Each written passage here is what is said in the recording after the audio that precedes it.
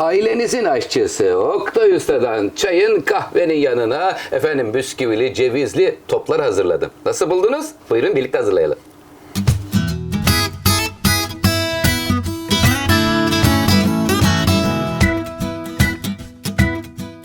Kıymetli seyircilerim, çayın yanında ikram edebileceğiniz, kahvenin yanında da ikram edebileceğiniz enfes bir tarif olacak. Neler var malzemelerimizde? 2 paket petibör bisküvi, biri kakaolu, biri sade. Fark etmez. Her ikisi de karışık da olur. Birer tane de olabilir. 150 gram tereyağı, 1 çay bardağı toz şeker, 1 çay bardağı süt, 1 çay bardağı ceviz, 2 çorba kaşığı kakao, 50 gram beyaz çikolata. Üzerinde Hindistan cevizi, fındık, fıstık, Allah ne verdiyse eldeki ve evdeki imkanlarla süsleyeceğiz şimdi.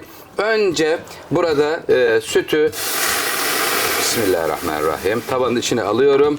Üzerine 150 gram tereyağını veriyor ve süt ile tereyağını eritiyorum kıymetli seyircilerim.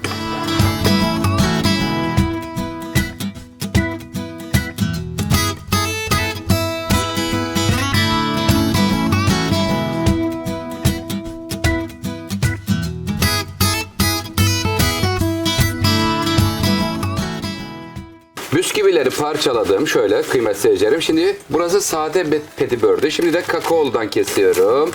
Kakaolu ve petibörü sadesini birleştirdim ama hangisi varsa ondan da yararlanabilirsiniz. Şöyle bir hemen küçültüyoruz, kırıyoruz bisküvileri. Hazır hale geliyor.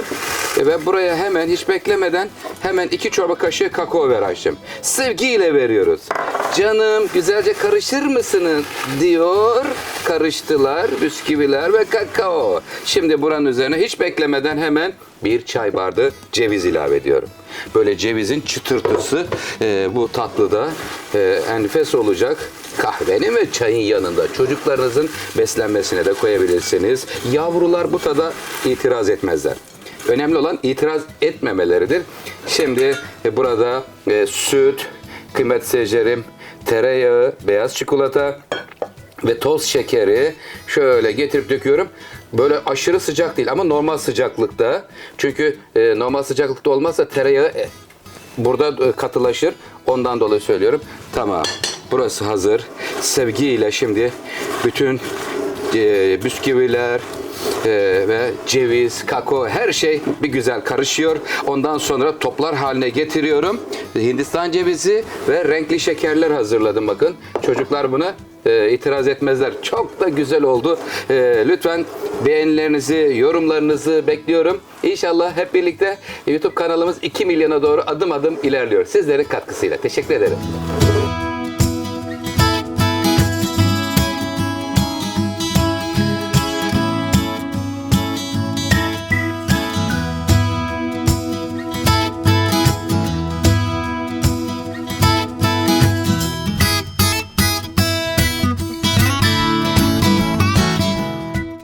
Kıymetli seyircilerim, çikolatalı, cevizli, kakaolu toplarımız şu anda hazır.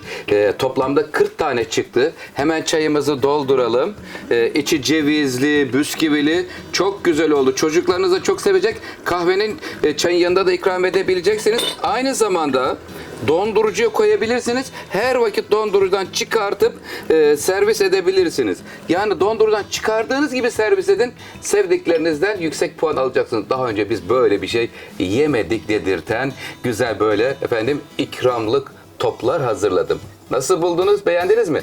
Lütfen kanalıma abone olup destek olursanız çok sevinirim. Sizleri çok seviyorum. Afiyet, bal, şeker olsun. İyi insanlar hazırlamış olduğunuz tatlardan ve lezzetlerden yesinler. Hoşça kalın.